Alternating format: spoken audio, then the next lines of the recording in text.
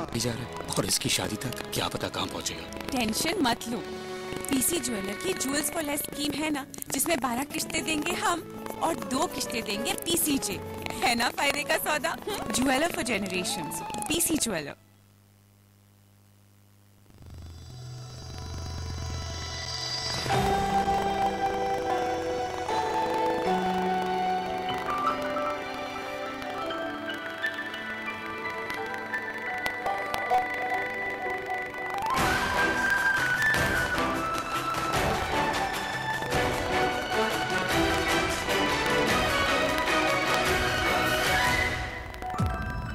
Aditya Birla Group, taking India to the world.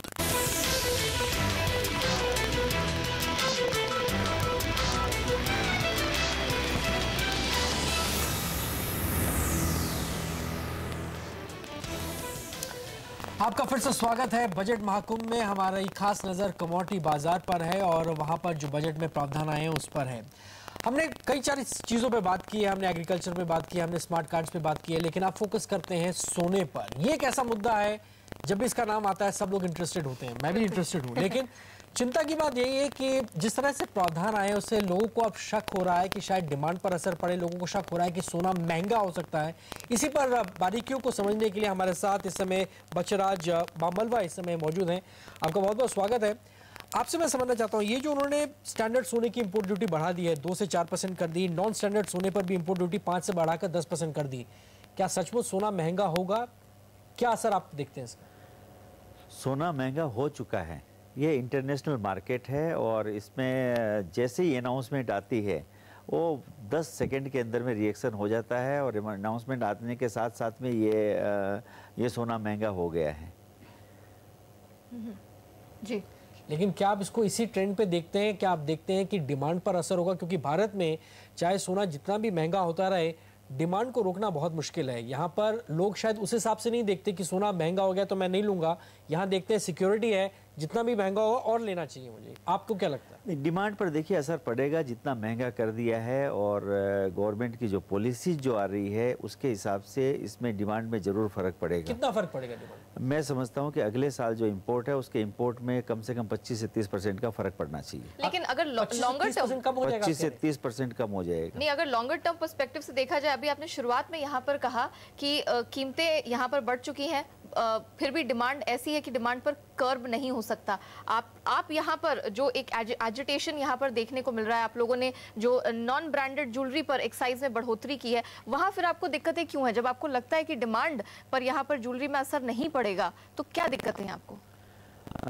Excise duty में बढ़ोतरी नहीं की गई है, एक्साइज ड्यूटी इसके ऊपर में लगाई गई है। जी जी जी। एक्साइज ड्यूटी इस इंडस्ट्री के ऊपर में नहीं थी और पिछले 50-60 सालों से इस इंडस्ट्री को एक्साइज ड्यूटी की उससे एम्बिट से बाहर रखा गया है, क्योंकि गवर्नमेंट भी जानती है कि ये इंडस्ट्री ऐसी है कि इसके ऊपर में एक्साइज ड्यूटी नहीं लग सकती है और एक्साइज ड्यूटी लगाने के विरोध में हमारा आंदोलन है।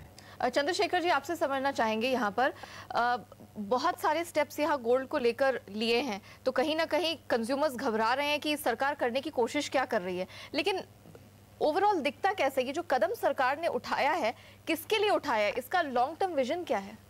2 चीज़ें इसमें। हमारा जो गोल्ड इंपोर्ट जो चल रहा है, पिछले साल हमने $40 बिलियन ने 2 लाख करोड़ रुपया का फॉरेन एक्सचेंज चला गया देश से। 800-850 टन का इंपोर्ट जो हो चुका है। गवर्नमेंट काफ़ी चिंतित है इसके बारे में। This is first preposition. हम इस मुद्दे को सही ढंग से देख नहीं रहे हैं। There are 2 kinds of imports.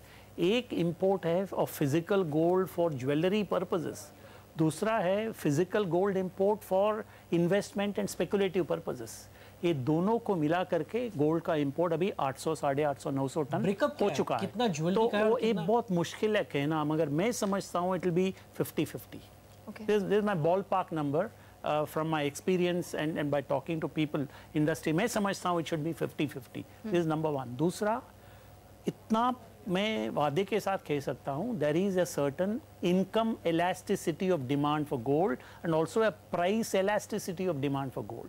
जैसे गोल्ड का भाव दागिने के लिए मैं बोल रहा हूँ, फॉर ज्वेलरी पर्टिकुलरली, जैसे सोने का भाव बढ़ता है, there will be demand compression. अब समझिए आपका घर में शादी है, सोने का भाव है 25,000 रुपया, या 27,000 रुपया, आपका बजट होगा 10 लाख रुपया, 50 लाख जो भी है, you will buy with in the budget जितना भी सोना मिलता है, शायद वो 25,000 10 ग्राम में हो या 27 हो या 30,000 हो, you have a budget for सोना। एस गोल्ड का भाव जैसे बढ़ता है ऊपर, you will buy less quantity of gold, तो फिजिकल डिमांड जरूर घटेगा जैसे भाव बढ़ता है। तो दिस इज द प्राइमरी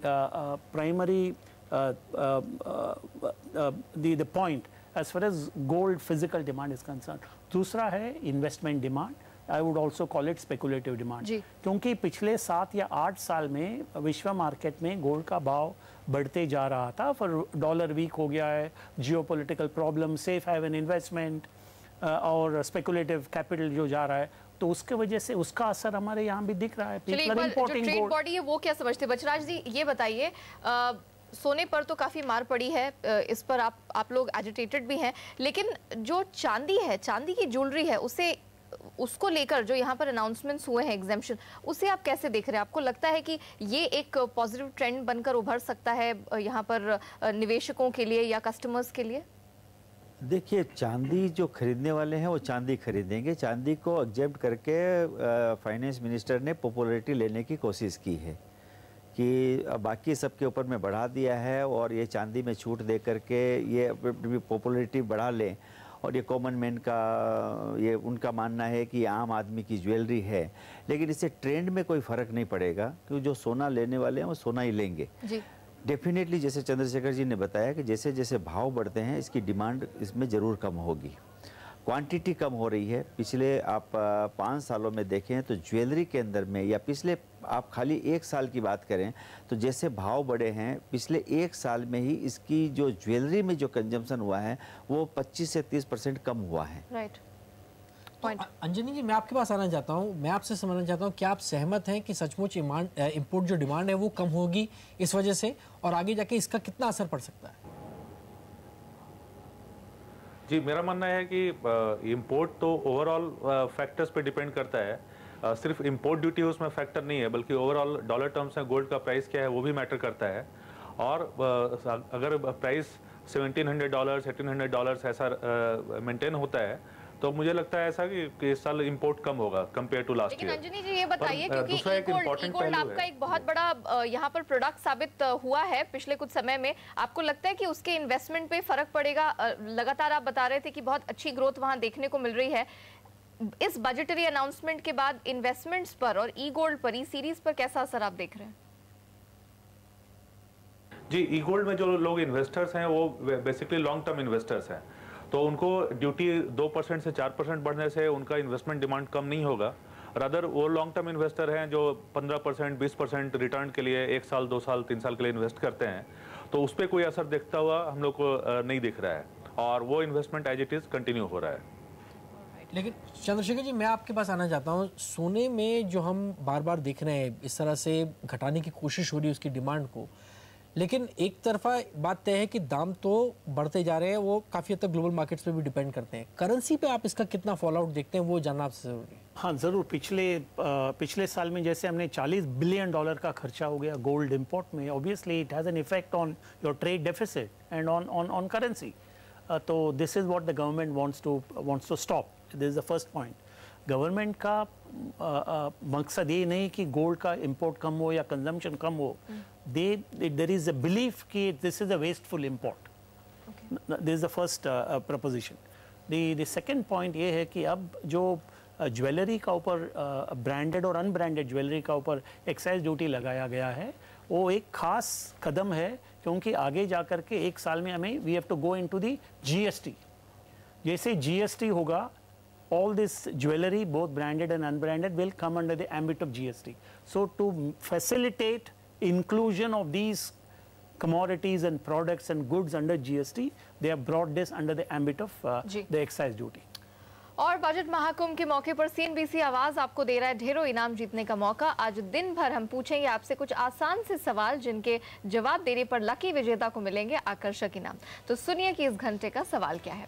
आपको बताना है कि बजट के बाद सोना महंगा होगा या सस्ता। आपके ऑप्शन है ए महंगा, बी सस्ता और सी कोई असर नहीं। सवाल का जवाब भेजने के लिए आपको अपने सेलफोन के मैसेज विंडो पर जाना है। वहां जाकर लिखिए BMK स्पेस 3 स्पेस ABC और भेज दीजिए ये जवाब हमें 5 1 8 1 8।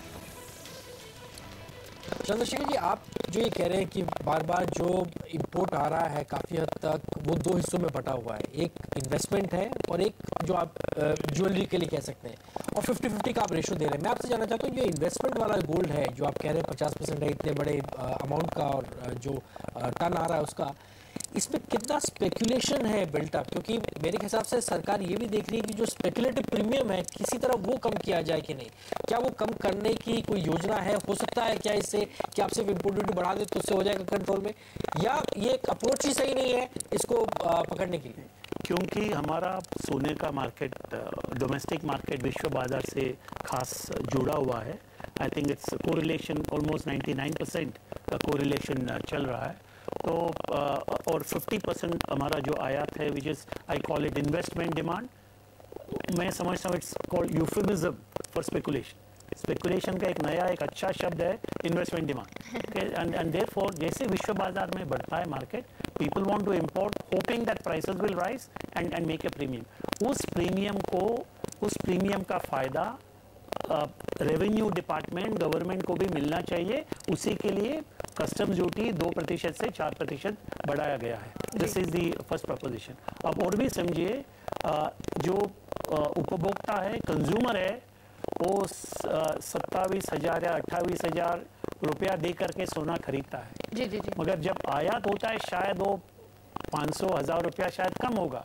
Instead of the trader, importer enjoying all the premium which the consumer pays, a part of it must go to the government towards revenue. Chandrashekhar ji, सोने को लेकर एक सवाल, जो अनाउंसमेंट्स बजट में हुए हैं, क्या आपको लगता है कि सरकार का जो विजन है वो उसे कंप्लीट कर पाएगी या कुछ और स्टेप यहाँ पर लेने की जरूरत थी? नहीं, सरकार का ऐसा कोई खास विजन नहीं है। सरकार का कोई मकसद है ना जिस वजह से सोने पर इतना फोकस किया है? to control gold imports and to bring jewelry under GST at some stage as and when GST is imposed. तो ये मकसद सही है और ये this will be fulfilled, I have no doubt at all. मगर मेरा कहना ये है कि हमें एक जांच करना चाहिए, और मैं समझता हूँ ये जांच शुरू हो गया है about import, who imported, how was it disposed of. Import and disposal के अंदर एक जांच होगा तो हमें पता लगेगा कि who was imported and for what purpose. चलिए, इसी नोट पर हम लेते हैं एक बहुत ही छोटा सा ब्रेक, लेकिन चर्चा बजट महाकुंभ में कमोडिटी बाजार पर कैसा असर पड़ा है इस बजट का, इस पर चर्चा जारी रहेगी। आप बने रहिए हमारे साथ।